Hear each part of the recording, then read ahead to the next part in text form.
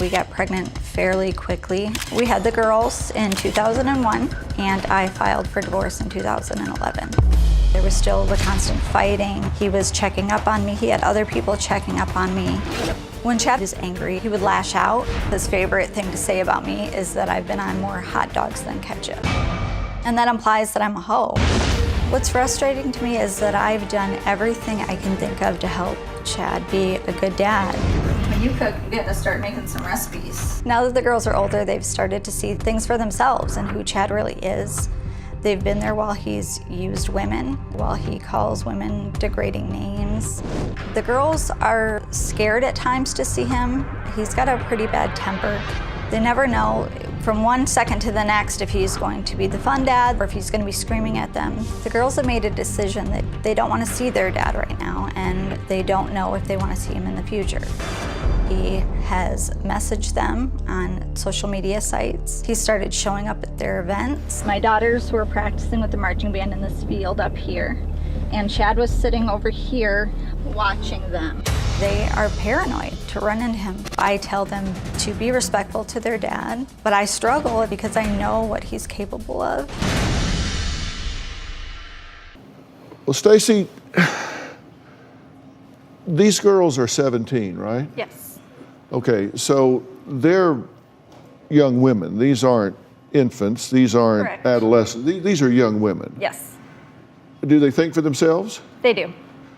And have you had a conversation with them that alienates them from their father? Of course not. I actually do the opposite. You know, I grew up without a dad, and I think it's very important for my daughters to have their dad.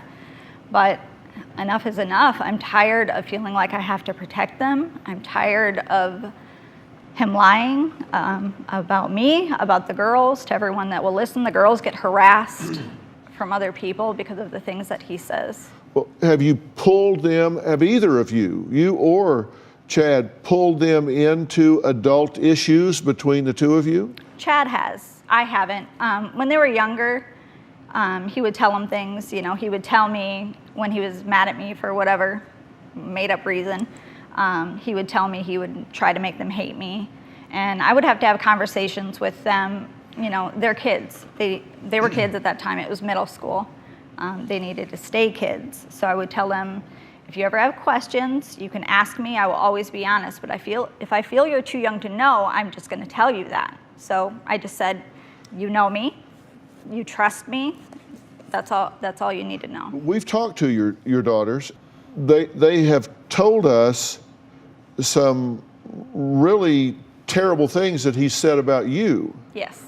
How do they know that? He tells them. He tells them those things about me. I don't tell them what he says. They say that you have shared with them some of the things that he has said about you to them in text messages or letters, things that he's said about you, things that you've given them a slanted view, and you haven't shared with them what you've said about him, but you've said some things to them that he said about you in frustration. No, actually, I don't tell them those things. I don't feel like they should know.